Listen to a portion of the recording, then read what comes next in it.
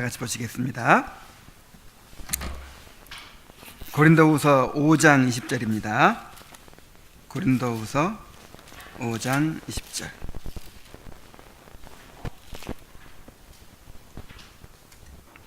우리 함께 다 같이 읽어볼까요? 시작.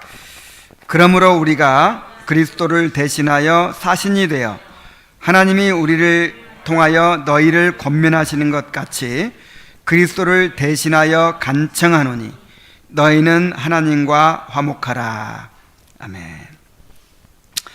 자, 은혜의 방식이라는 말은 그리스도께서 이루신 구속의 은혜가 우리에게 전달되는 방식, 그 방법을 말하는 것이죠. 자, 어떤 방법으로 전달이 됩니까? 먼저 그리스도와의 연합을 통해서 우리에게 전달이 된다고 했어요. 그리스도와 연합은 믿음을 통해 이루어지는데, 또 믿음은 복음을 듣는 데서 생겨납니다. 그래서 선포되는 말씀을 은혜의 수단이라고 하죠. 말씀을 듣는 것도 은혜의 수단이고, 그 말씀을 듣고 믿음을 갖게 되는 것도 은혜의 수단이에요.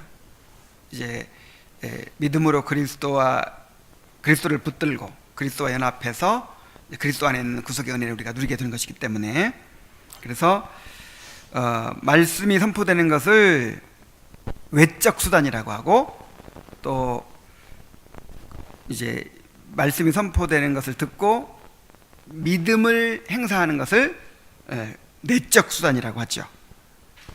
은혜의 수단인데 외적 수단이 있고 내적 수단이 있는 거예요. 그러므로 그리스도를 영혼에 적용하는 것이 복음 전파로부터 시작된다고 할 수 있습니다. 그리스도 안에 있는 그 구속의 모든 은혜를 한 영혼에게 적용시키는 이 일이 어디서부터 시작된다고요? 복음을 전하는 일부터, 그 영혼이 복음을 듣는 일부터, 듣게 하는 일부터 시작이 되는 것입니다. 그리스도와 연합하려면 그리스도를 믿어야 하는데, 그리스도를 알지도 못하는 사람들이 그리스도를 받아들일 수가 없기 때문입니다.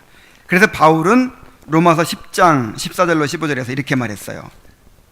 그런즉 그들이 믿지 아니하는 일을 어찌 부르리요? 듣지도 못한 일을 어찌 믿으리요? 전파하는 자가 없이 어찌 들으리요? 보내심을 받지 아니하였으면 어찌 전파하리요? 기록된 바 아름답도다 좋은 소식을 전하는 자들의 발이여 함과 같으니라. 이게 복음 전하는 일이 얼마나 중요한가를 지금 말해주는 거예요.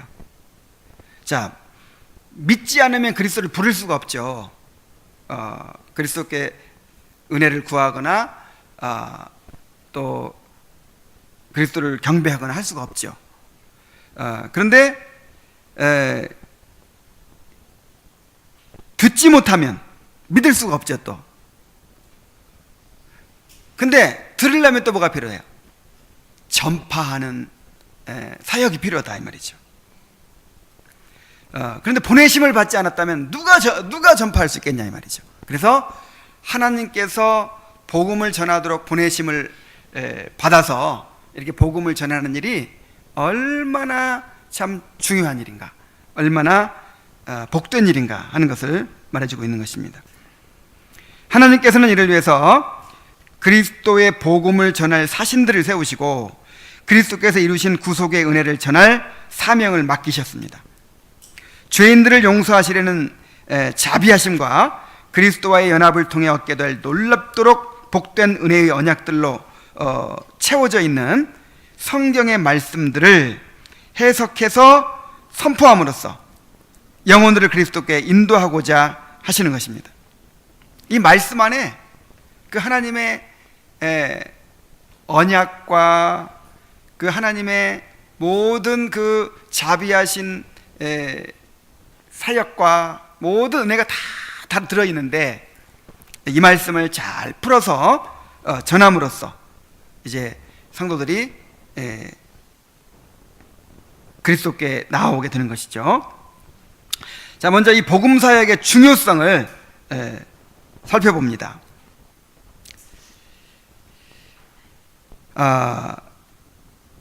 이 복음 사역이 얼마나 중요한가 하는 것을 살펴보는데, 첫 번째로 이 복음을 전하는 자들은 그리스도의 대리인들이라는 것입니다. 하늘에 계신 그리스도께서 이들을 통해서 낮은 세상과 접촉하고 계신다는 거예요. 누가복음 10장 16절에 보면은 너희 말을 듣는 자는 곧 내 말을 듣는 것이요 너희를 저버리는 자는 곧 나를 저버리는 것이요 나를 저버리는 자는 곧 나 보내신 이를 저버리는 것이니라 그랬어요. 야, 정말 얼마나 이 놀라운 말씀인지 모르겠어요. 자, 하나님께서 그리스도를 보내셨어요. 그리스도를. 그리스도는 누구 대신 누가 보내신 거예요? 하나님이. 그래서 그리스도를 영접하지 않고 하나님을 믿을 수 있어요, 없어요? 없어요. 그래서 유대인들이 하나님을 믿죠. 하나님을 믿는 거예요, 안 믿는 거예요? 사실은 안 믿는 것입니다. 그래서 우리나라의 유명한 목사님들이 이런 말을 해요. 저 유대인들이 유일신 신앙을 가지고 있다. 쇠마 교육을 한다. 그리고 11조를 성실하게 잘 드린다. 그래서 오늘날 유대인들이 이렇게 세계를 다 지배하고 복을 받고 이런 얘기를 하는 거예요. 그래서 유대인들을 본받아야 된다는 거예요. 이거는 이 믿음이라는 게 뭔지를 몰라서 그래요. 믿음은 그리스도를 믿는 거예요. 자, 하나님을 믿으려면 누구를 통해서 믿어야 돼요? 그리스도를 통해서 믿어야 돼요. 나로 말미암지 않고는 아버지께로 올 자가 없느니라. 그래서 아무리 하나님을 믿는다고 해도 그리스도를 믿지 않는 사람은 하나님을 믿는 것이 아닙니다. 이게 이계명과도 관계가 있는 거예요. 이계명과도 아무 형상이든지 만들지 말라고 그랬죠. 이 말은 무슨 말이냐면 하나님께서 정해주신 대로 하나님을 믿고 하나님께 경배해야 되는데 내 마음대로 믿는 거예요. 신성과 인성을 겸비하신 그리스도가 아니면 우리는 하나님을 접촉할 수가 없고 하나님을 알 수도 없어요. 그게 유일한 방법이에요.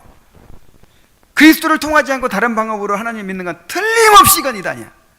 틀림없이 이건 우상숭배예요.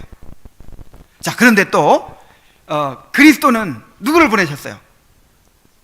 사신들을 보내셨어요. 자, 그리스도가 직접 접촉할 수 있습니까? 우리가 그리스도를 직접 볼 수 있어요? 직접 봤다간 어떻게 돼요? 바울처럼 그냥 쓰러져 버리고 눈멀어 버려요. 그래서 그리스도께서 사신들을 대신 보내셨다며. 사신들을. 자, 사신이란 말은 왕이 대신 보내는 사람을 사신이라고 합니다. 그래서 사신은요 왕의 권위를 가지고 가요. 청나라 사신이 오면 조선의 왕은 지금 독립문 자리에 있었던 영인문까지 나가서 3번 이렇게 머리를 조아리고 영접해요. 자, 사신이 높아요, 왕이 높아요? 왕이 높지만 사신 누구 대신 온 거니까? 황제 대신 온 거니까.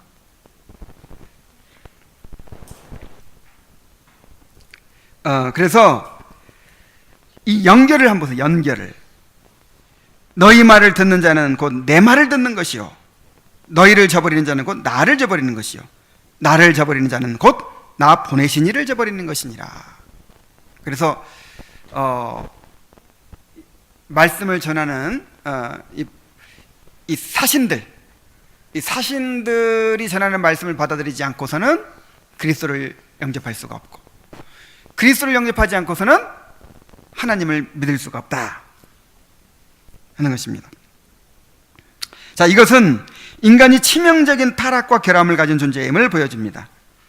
인간이 하나님과의 거룩한 교통을 잃어버렸기 때문에 사람들 가운데 사신을 세우셔서 말씀을 전하고자 하시는 것입니다. 자, 하나님이 문제예요? 우리가 문제예요? 우리가 문제죠. 하나님은 그냥 직접 우리에게 다가오시면 되는데 그럼 우리가 다 죽어요. 우리가 하나님을 보지도 못하고 듣지도 못하고 알 수도 없어요. 그래서 우리한테 맞춰주신 거예요. 우리한테. 예. 그래서 우리가 두려움 없이 그리고 쉽게 접할 수 있도록 사신들을 세우셔서 말씀을 전해주시는 것입니다. 이것은 또한 하나님의 긍휼을 보여줍니다. 하나님은 멸망을 받아 마땅한 우리에게 긍휼을 베푸시기 위해서 평화의 조약을 제안하시고 완악하기 짝이 없는 원수인 우리와 화목하기 위해서 사신들을 보내주셨습니다. 양처럼 각기 제 길로 가고 있는 사람들을 그냥 심판하고 멸망시키지 않으시고 하나님이 먼저, 자, 죄인들이 먼저 우리를 구원해 주소서 해도 될까 말까인데 죄인들은 여전히 완악하게 자기 길로 가고 있는데 하나님이 먼저 이렇게 사신들을 보내서 화해를 청한단 말이에요. 얼마나 큰 긍휼입니까? 우리가 하나님의 사역자들을 존경해야 하는 이유가 바로 여기에 있습니다. 그들은 하나님이 우리에게 긍휼을 베풀기 위해서 보내신 사람들이기 때문입니다. 만약 우리가 그들을 멸시한다면 그것은 곧 그들을 보내신 하나님을 멸시하는 것이 됩니다. 그래서 성경에 보면은 바울이 말씀을 전할 때 갈라디아 사람들은 바울을 하나님의 천사로 심지어 그리스도처럼 대했다 그랬어요. 갈라디아 4장 14절에 보면은 너희를 시험하는 것이 내 육체에 있으되 이것을 너희가 업신여기지도 아니하며 버리지도 아니하고 오직 나를 하나님의 천사와 같이 또는 그리스도 예수와 같이 영접하였도다. 바울이 사람들을 시험하는 것이 있었대요. 그게 무엇이었을까요? 여러 가지 이제 그 학자들의 의견들이 있는데 바울이 예수님을 만날 때 이 눈이 멀었었잖아요. 그래서 그 이후로는 안질이 계속 있어가지고 이렇게 눈이 막 계속 뭐 이렇게 막 눈곱이 끼고 막 진물이 나고 막 이런 상태에 있는 거죠. 막 이런 상태로 항상 복음을 전했다는 거예요. 이제 그 근거로는 할 수만 있으면 너희 눈이라도 빼어 주었을 것이다. 이런 구절을 근거로 해서 아마 눈병이 있었을 것이다. 이게 시험거리였을 것이다. 이렇게 보기도 하고 또 어떤 학자들은 간질이 있었다고 해요. 바울이 간질. 그래서 이제 설교하다가도 발작을 일으켜서 막 쓰러지고 또 그것이 아니라면 이제 뭐 거짓 사도라는 바울은 사실 어떤 정통성이 없잖아요. 예수님하고 함께 지냈던 12제자에 속하지도 않고 70인제자에 속하지도 않고 그냥 어디서 엉뚱하게 그냥 예수님 믿는 사람 핍박하다가 갑자기 내가 회개했다고 하고 한 사람이잖아요. 그래서 바울은 권위가 별로 없었어요. 권위가. 그래서 옛날 초대교회 때는 지금이니까 바울하지 제일 권위 있는 성경이 야고보서, 베드로전후서. 자, 수제자잖아, 수제자. 야고보는 예수님의 친동생. 복음의 요한 1, 2, 3서 이런 책이에요. 그리고 이제 마태복음 뭐 이 정도죠. 이 가장 권위 있는 책이고 이제 바울 서신 같은 경우는 아주 그냥 우선순위가 낮은, 인정하기는 인정하지만 그 정도였어요. 인정하는 그런 사람들 사이에서도. 자, 이런 것들이었는지 아니면 뭐 또 다른 것이었는지 어쨌든 뭔가 성도들 보기에 굉장히 시험거리가 있는 거예요. 그런데도 불구하고 하나님의 말씀을 전한다는 그 한 가지 이유 때문에 천사처럼 대하고 그 다음에 심지어 그리스도 예수처럼 그렇게 영접을 했다 그랬어요. 그들이 아니면 우리가 다른 방법으로 하나님의 말씀을 들을 수가 없습니다. 만일 하나님께서 직접 하려고 하셨다면 죄인들은 하나님의 위엄 앞에서 고개조차 들 수 없었을 것입니다.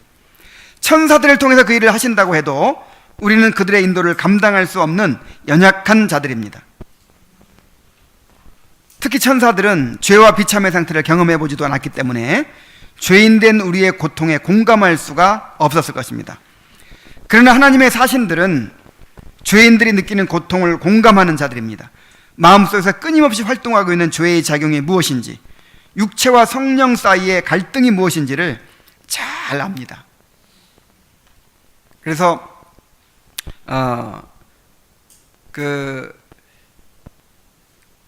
히브리서 5장 2절에 보면은 제사장들은 같은 연약함을 지닌 사람 중에 세워야 한다 그랬어요. 만약 천사를 제사장으로 세우면 어떻게 될까요?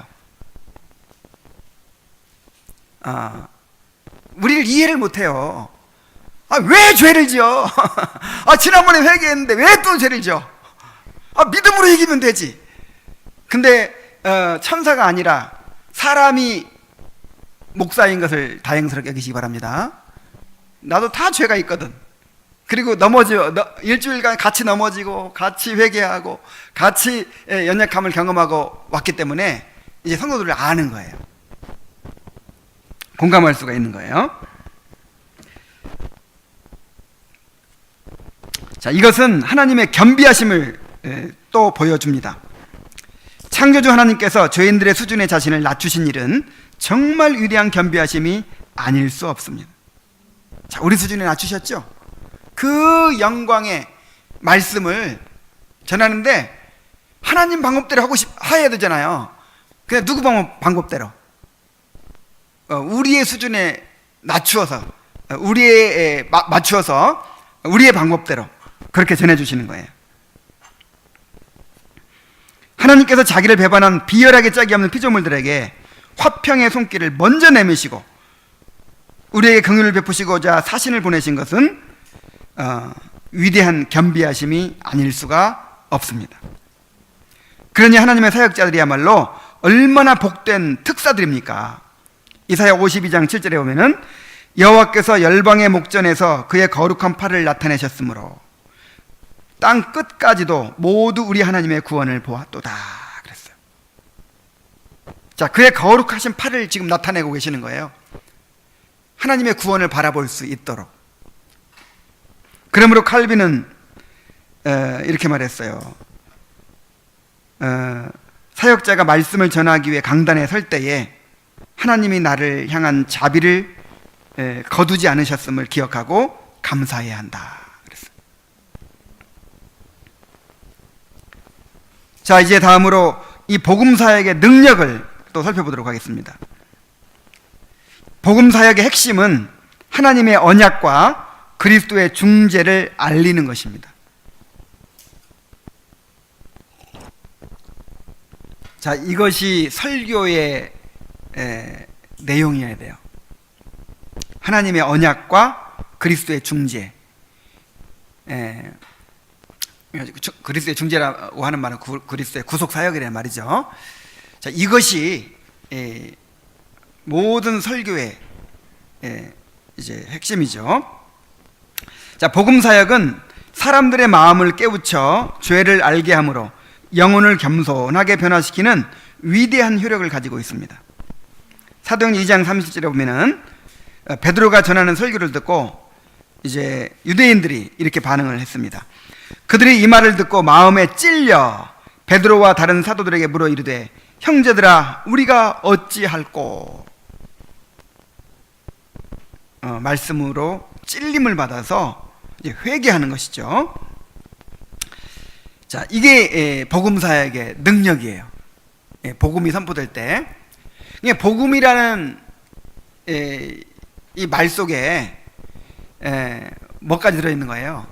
사람들의 죄를 드러내서 보여주는 거, 하나님께서 바라보시는 그 죄가 무엇인지 이야기해 주는 거, 요것도 복음이에요. 이것까지가 다 복음 전파에 들어있어요. 또 복음의 칼은 단단히 굳어있고 둔한 양심을 찔러 상처를 내어서 오랫동안 쌓아왔던 육적이며 허망한 이론들과 상상들을 무너뜨릴 수 있는 능력을 발휘합니다. 그래서 고린도후서 10장 4절 5절에 우리의 싸우는 무기는 육신에 속한 것이 아니요 오직 어떤 견고한 진도 무너뜨리는 하나님의 능력이라 모든 이론을 무너뜨리며 하나님 아는 것을 대적하여 높아진 것을 다 무너뜨리고 모든 생각을 사로잡아 그리스도에게 복종하게 하니. 사람이요, 한번 굳어진 마음이 변화되는 것이 너무 어려운 일이에요. 자기 생각을 바꾸는 것이 너무너무 어려운 일이에요. 내가 편하게 익숙해진 그런 삶의 방식을 바꾼다는 거, 이것처럼 어려운 일이 없어요. 죽어도 못 바꿉니다. 죽어도. 그런데 하나님의 말씀은 모든 이론을 무너뜨리며 하나님 아는 것을 대적하여 높아진 것을 다 무너뜨리고 모든 생각을 사로잡아서 그리스도께 복종시킨다 그랬어요. 이런 복음의 능력이 역사할 수 있기를 위해서 역사할 수 있도록 그렇게 우리가 기도해야 됩니다. 참 이런 소원을 가지고 말씀을 전해요. 그런데 이런 이 말씀이 이렇게 위대한 능력이 있다고 했는데 왜 그렇게 내가 전하는 말씀에 능력이 많이 안 나타나는가? 정말 한탄스러울 때가 있고 저질감이 들 때가 있어요. 그러나 다른 방법이 없잖아요. 하나님은 이 말씀을 사용하시니까 아직 하나님의 때가 아닌가 보다 생각하고 부지런히 그래도 말씀을 전할 수밖에 없습니다. 자, 이러한 복음의 능력은 전적으로 하나님의 성령으로부터 나옵니다. 설교자들부터 전해지는 말씀 자체에서 그 능력이 나오는 것이 아닙니다. 그러니까 어떤 사람의 그 말주변에서 화려한 지식에서 말솜씨에서 이 능력이 나오는 게 아니라 이 말이죠. 설교자 자신의 인격이나 능력에서 나오는 것도 아닙니다. 어디서 나옵니까? 성령께서 개입하셔야만 말씀이 사람들의 복된 효력을 산출할 수 있는 것입니다. 그래서 바울은 전도를 미련한 것이라고 합니다. 전도에 미련한 것. 그러니까 이 설교 자체는 미련한 거예요. 능력이 어디 있어요? 그것을 통해 역사하시는 성령께 있단 말이에요. 고린도후서 4장 7절에 보면은 우리가 이 보배를 질그릇에 가졌으니 이는 심히 큰 능력은 하나님께 있고 우리에게 있지 아니함을 알게 하려 함이라. 자, 이 보배를 어디에 가졌다? 질그릇에 가졌다. 그러니까 겉으로 드러나는 설교자나 설교 자체는 질그릇이에요. 질그릇. 고려청자를 기대해서는 안 돼요. 자, 고려청자에다가 보배를 담았다고 해봅시다. 그럼 사람들이 그 보배에 집중해요? 고려청자에 집중해요? 고려청자가 더 가치 있는 보물인데, 이야, 이 도자기 봐라, 이거 고려시대 도자기다 하면서 막 그거에 집중하지 그 안에 있는 보물에는 관심도 없단 말이에요. 그래서 일부러 어디다 담아요? 질그릇에 담아요. 질그릇에. 그리고 질그릇을 깨뜨려 버리는 거예요. 그냥 하나님께서 질그릇을 사용하십니다. 고린도서 3장 7절에 보면은 그런즉 심는 이나 물 주는 이는 아무것도 아니로되 오직 자라나게 하시는 하나님 뿐이니라. 말씀을 전하는 그 사람이 훌륭해서 능력이 나타나는 게 아니라 이 말이에요. 말을 잘해서 능력이 나타나는 게 아니라 이 말이에요. 그러므로 설교자들의 연약함과 부족함을 가지고 함부로 판단해서는 안 됩니다. 사람들의 영혼에 실질적인 유익을 주는 능력이 그들의 수완이나 의지에 있지 않고 성령께 있습니다. 오히려 성령은 미약하고 무시될 만큼의 적은 은사를 가진 자들을 통해서 더 큰 능력을 행사하시기도 하십니다. 고려청자에다 보물을 담으면 보물보다 고려청자에 관심을 가지듯이, 만약에 너무 훌륭한 거예요. 그냥 말을 너무 잘하고 지식을 엄청나게 가지고 있고 인격이 너무 훌륭하고 너무 잘생기고, 그러면 그 사람 자체에 초점을 맞춰요. 사람 자체, 사람들이 그 사람을 바라봐요. 그래서 하나님께서는 이렇게 좀 부족한 사람을 세우십니다. 그래서 저는요, 이제 이런 거를 깨닫고 나서는 우월감도 없어졌지만 열등감도 없어졌어요. 왜냐하면 나한테 달려있지 않기 때문에 내가 좀 부족하다고 해서 좌절할 필요 있어요, 없어요?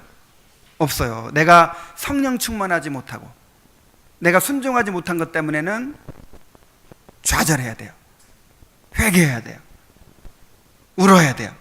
근데 내가 뭐 말을 잘 못하고 지식이 부족하고 내가 뭐 다른 것이 부족한 것 때문에 내가 막 콧바트리고 있고 널뛰가 느끼고 이러면 이건 완전히 이건 교만이에요.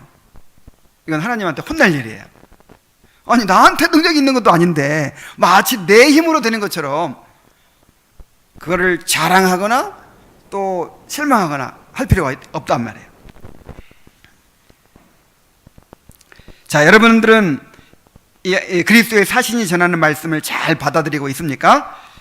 그래서 하나님과 화목하게 되었습니까?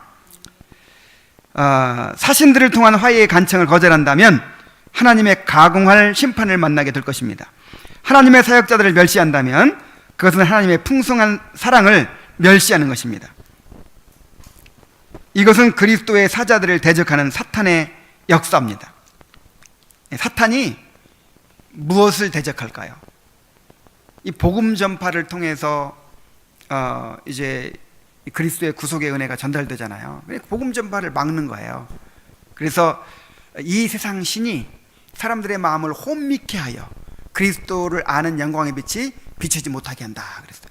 막 혼미케 하는 거예요. 막 마음속에 온갖 시험을 주고 다른 데 관심 갖게 만들고 막 그래가지고 이 말씀에 집중하지 못하게 만드는 거예요. 심지어 그 말씀을 거부하게 만들고 대적하게 만드는 거예요. 이것은 누구의 역사다? 사탄의 역사.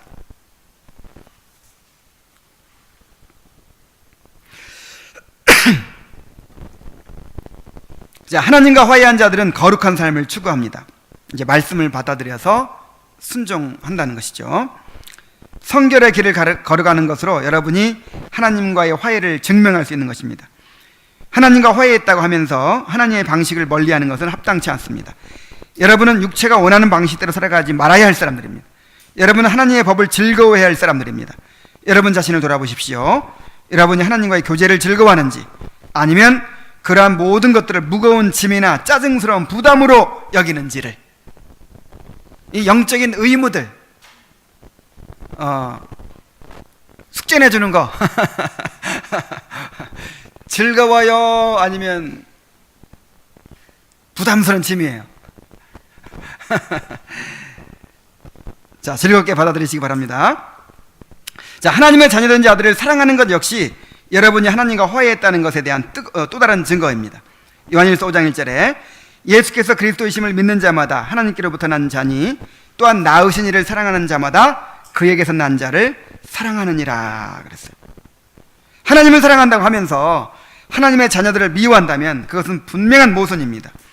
하나님과 화해한 자들은 하나님의 백성들과도 화해한 자들이라는 사실을 명심하십시오. 여러분이 하나님의 자녀된 자들을 진정으로 사랑하고 있는지를 돌아보십시오. 여러분이 영혼이 과연 사망의 생명으로 옮겨졌는지를 그것을 통해서 알 수 있게 될 것입니다. 자, 그리고 하나님과 화해를 했는지 점검할 수 있는 또 한 가지 증거는 그리스도와의 친밀함입니다. 자, 그리스도를 말씀을 들으면 들을수록 더욱더 그리스도를 바라보게 되어야 된다는 거예요. 그리스도를 더욱 사랑하게 되어야 한다는 것입니다. 그리스도가 더 소중하게 여겨지고 그리스도를 갈망하게 되어야 한다는 것입니다. 자신을 그리스도께 드리고 점점 이제 나는 죽고 그리스도께서 내 안에 사시는 그런 삶이 되어가는 것, 이게 말씀을 바르게 받아들이고 하나님과 화해했다는 증거예요. 자, 이제 그리스도의 사신들에게 주는 권면입니다.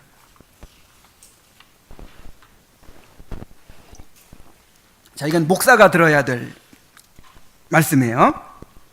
자, 그리스도에 사심된 자들은 누구보다 자신을 돌아보는 일에 깨어 있어야 합니다. 고린도전서 9장 27절에 내가 내 몸을 쳐 복종하게 함은 내가 남에게 전파한 후에 자신이 도리어 버림을 당할까 두려워함이로라. 이것이 말씀을 전하는 자들이 가져야 될 기본적인 마음이에요. 두려움을 가져요. 두려움. 바울도 이런 두려움이 있었어요. 바울도. 그래서 이 두려움이 없는 사람은요, 나는 이 두려움이 생명이라고 생각해요.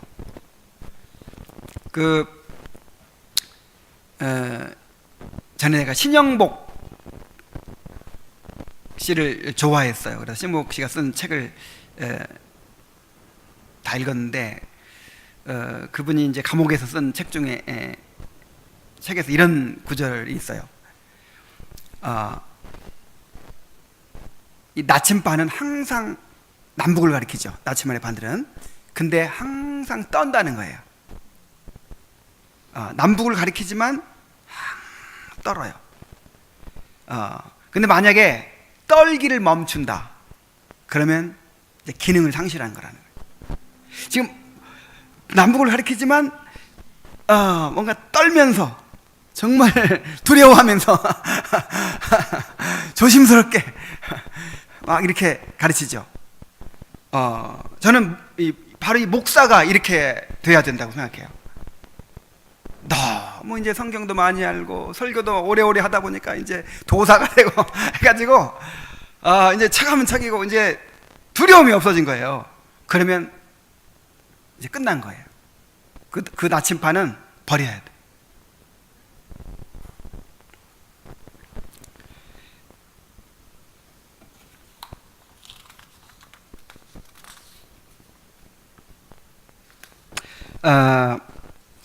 만일 그리스도의 사신임에도 불구하고 은혜 속에 있지 않는 자가 있다면 그야말로 모든 이들 중에 가장 비참한 자가 될 것입니다. 수천의 진리를 연구하며 다른 이들에게 그 진리를 전하는 일보다 진리의 능력을 직접 체험하는 일이 더 어렵습니다. 정말 그렇죠. 말씀 전하는 것보다 실제로 내가 그 말씀을 경험하고 적용하고, 이게 더 어려운 거예요. 하나님의 사역자들 중에 자신이 하나님과 원수된 상태에 있다는 사실을 깨닫지 못하고 있는 자들이 너무 많습니다. 왜 그럴까요? 늘 다른 사람의 영혼을 바라보는 사람이잖아요. 그러니까 자기 들여다볼 새가 없는 거예요.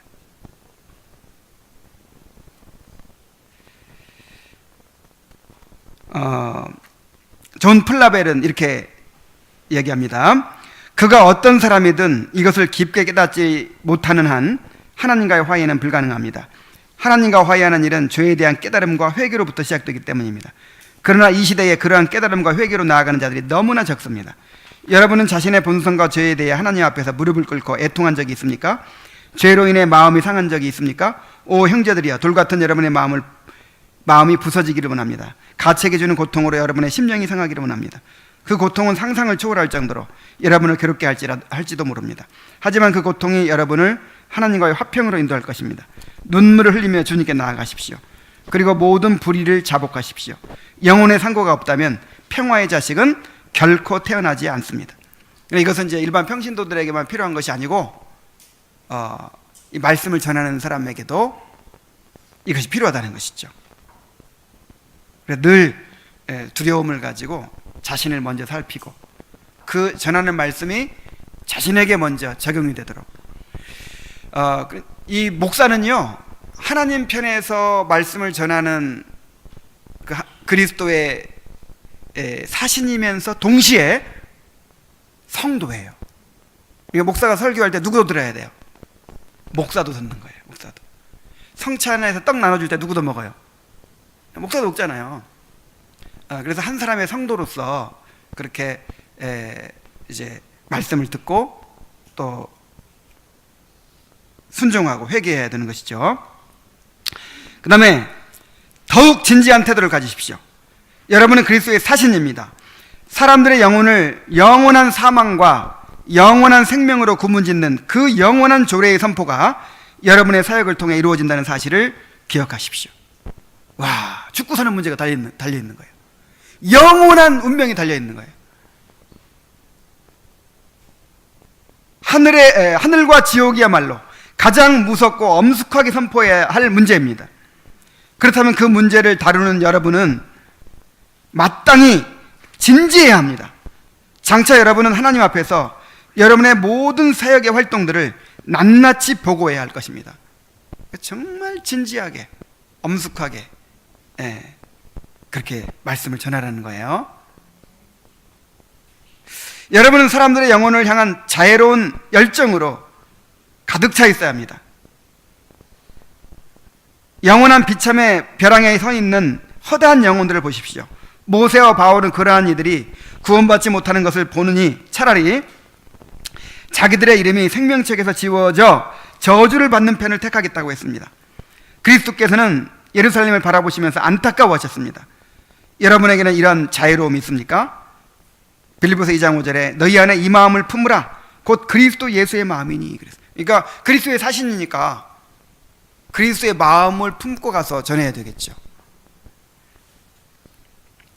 영혼들을 향해 인내하십시오. 말씀을 전하는 사람들에게 가장 필요한 것이 또 인내예요. 인내. 그들 하나하나의 영혼은 여러분에게 남아있는 모든 시간을 다 보내며 기다릴 만큼 가치가 있습니다.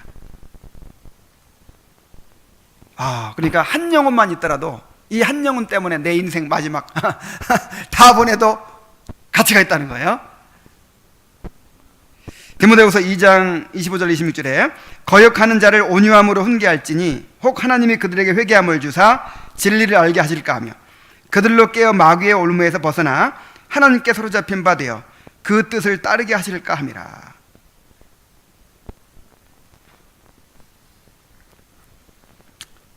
기다리시며 인내하십시오. 하나님께서 여러분을 오래 참고 기다리셨던 것처럼 말입니다. 또한 여러분 스스로가 모범을 보이는 것으로서 여러분의 권면을 뒷받침하십시오. 올바른 설교를 하기 위해 노력하는 것만큼이나 올바른 삶을 살려고 애를 써야 합니다. 여러분 스스로가 사람들의 마음을 방해하는 마귀의 도구가 되지 말아야 합니다. 여러분이 바르지 못하게 전달한 강론의 잘못보다 여러분 삶 속에서 나타난 한 가지의 잘못된 행동이 더 악한 열매를 맺을 수 있습니다.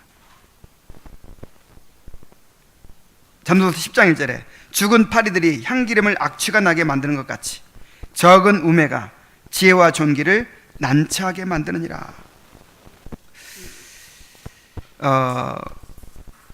그래서 이 잘못된 행동이 이 말씀을 막아버리잖아요, 그죠?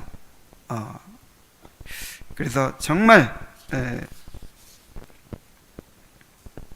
그 말씀대로 살아가는 것에도 말씀을 전하는 것 이상으로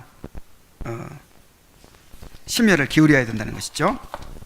그 다음에 사람을 기쁘게 하려고 말씀을 혼잡하게 해서는 안 됩니다. 자, 데살로니가서 2장 3절로 5절에 보면은 오직 하나님께 옳게 여기심을 입어 복음 전할 위탁을 받았으니 우리가 이와 같이 말함은 사람을 기쁘게 하려 함이 아니요 오직 우리 마음을 감찰하시는 하나님을 기쁘시게 하려 함이라. 너희도 알거니와 우리가 아무 때에도 아첨하는 말이나 탐심의 탈을 쓰지 아니한 것을 하나님이 증언하시느니라. 자, 사람을 기쁘게 하려 하지 않고 우리 마음을 감찰하시는 하나님을 기쁘게 하려 했다. 아첨하는 말이나 탐심의 탈을 쓰지 않았다. 이렇게 말하고 있어요.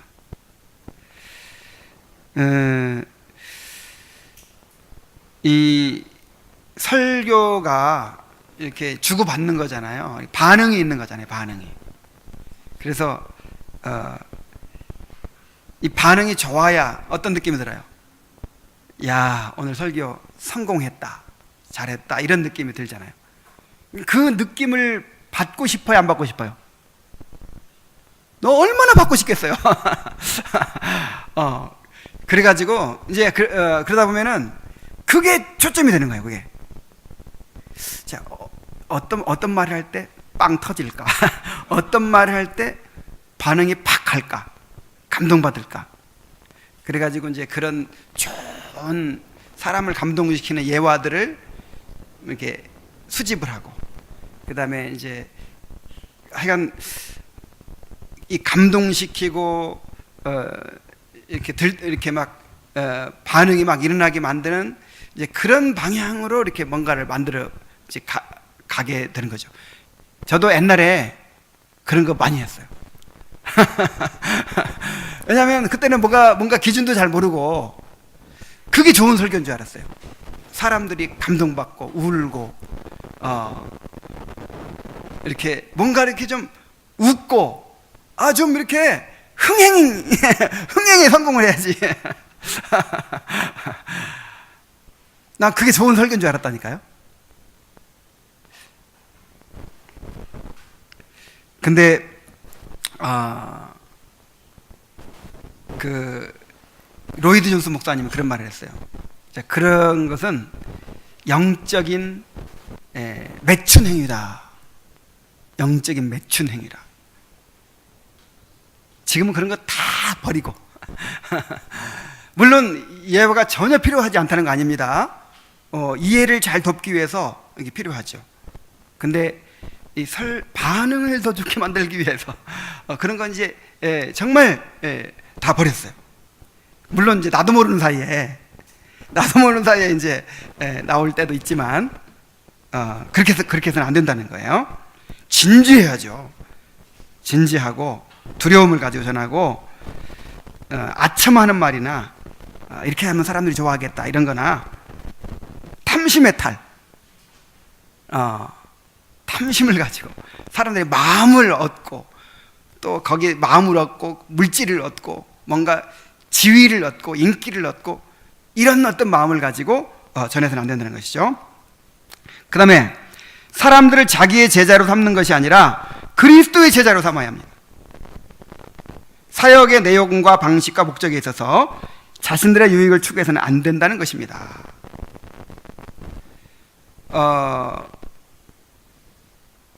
그리스도를 바라보도록 하고 또 그리스도의 제자가 되도록 해야 돼요. 내가 나름대로 깨달은 것, 내가 나름대로 정리한 것을 전하는 것이 아니라 사도시대 이래로 내려온 이 교회가 계승한 교회사에서 해석되어 온 그 말씀을 전해야 돼요. 사람들은요, 우리만 알고 있는 거, 내가 만약에 나만 연구해가지고, 이건 어디 책 보고 한 것도 아니고요, 내가 연구해가지고 뭐 그러면 그게 이제 기가 막힌 거라고 생각하고 그게 좋은 설교라고 생각해요. 여러분 그렇지 않습니다. 역사적으로 계승되어 온 또 해석되어 온 그 말씀을 전해야 되는 거예요. 많이 인용을 해야 되는 거예요. 이런 말이 있어요. 인용하지 않은 사람의 말이나 글은 인용할 가치가 없다. 권위가 없는 거예요. 그래서 사람들이 믿음의 어떤 근거를 어디다 둬야 돼요? 정말 성경에 두고 또 이제 교리문답에 두고 뭔가 이 계승되어 온 신앙의 유산은 이제 그거를 붙잡도록 해줘야지. 정말 나 아니면 들을 수 없는 나만이 연구해서 깨달은 그런 걸 막 연구해가지고 막 특이하게 해석하고 막 특이한 시각을 막 전하고 이거 절대 잘못된 거예요. 근데 그런 것만 좋아하고 그런 것만 쫓아다니는 사람이 있어요. 아직 뭔지 몰라서 그래요. 자, 지금까지 말씀드린 것은 목사가 어떻게 말씀을 전해야 되는가 하는 것이었어요. 그래서 제가 이렇게 하고 있다는 게 아니라 자, 이제 이렇게 하도록 노력을 해 가야죠. 여러분들도 그렇게 할 수 있도록 목사를 위해서 기도하시기 바랍니다. 이제 적용을 하겠습니다. 이 복음 사역, 저는 이 복음 사역의 그 위대함, 복음 사역의 영광을 이 존 플라벌의 책을 읽으면서 굉장히 크게 느꼈어요. 정말 크게 마음이 다가왔어요. 그래서 굉장한 영광을 입었구나 내가. 정말 너무너무 영광스러운 그런 직분을 맡았구나.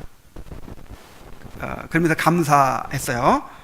동시에 이야, 이거 엄청 두려운 일이구나. 이야, 이거 보통 일이 아니구나. 이거 그냥 대충 해서 할 일이 아니구나. 목숨을 걸어야 되는구나. 인생을 걸어야 되는구나. 정말 두려움을 가지고 해야 되는구나. 그런 거를 느꼈어요. 여러분도 말씀이 선포될 때 그 말씀을 이 말씀을 우리가 들을 수 있다는 사실이 얼마나 큰 하나님의 긍휼이고 자비고 은혜인지를 깨달으시기 바랍니다. 그리고 그 말씀을 우리가 들을 수 있다는 것이 또 얼마나 큰 책임이고 또 우리에게 주어지는 의무가 있는지를 또 깨닫게 되기를 바랍니다. 그래서 이 교회 안에서 정말 복음 사역이 영광스럽게 아름답게 이루어지고 그 복음 사역의 열매들이 풍성하게 일어나게 되기를 바랍니다. 기도하겠습니다. 하나님 아버지, 참으로 복음을 전하는 이 사역이 얼마나 영광스러운 일인지를 깨닫게 해주셔서 감사합니다. 또 선포되는 복음을 우리가 들을 수 있다는 것이 얼마나 큰 은혜고 하나님의 긍휼과 자비인지를 알게 해주셔서 감사합니다. 그런데 하나님의 그 축복의 말씀이 선포될 때는 또한 저주도 함께 임한다는 것을 우리가 배웠습니다. 참으로 그것을 거절하고 대적하고 참으로 받아들이지 않을 때는 정말 두려운 결과를 맞이하게 됩니다. 주여, 우리가 하나님 앞에 겸손히 굴복하고 선포되는 말씀을 잘 받아들이는 그런 사람들 될 수 있도록 인도하여 주시옵소서. 그래서 하나님과 화해하는 역사가 일어나고 거룩해 되는 역사가 일어나고 회심하게 되는 역사가 일어날 수 있도록 인도하여 주옵소서. 예수님의 이름으로 기도하옵나이다. 아멘. 하늘에 계신 우리 아버지여, 이름이 거룩히 여김을 받으시오며 나라의 임하옵시며 뜻이 하늘에서 이루어진 것 같이 땅에서도 이루어지이다. 오늘 우리에게 일용할 양식을 주옵시고 우리가 우리에게 죄 지은 자를 사하여 준 것 같이 우리 죄를 사하여 주옵시고 우리를 시험에 들지 말게 하옵시며 다만 악에서 구하옵소서. 대개 나라와 권세와 영광이 아버지께 영원히 싸움나이다. 아멘.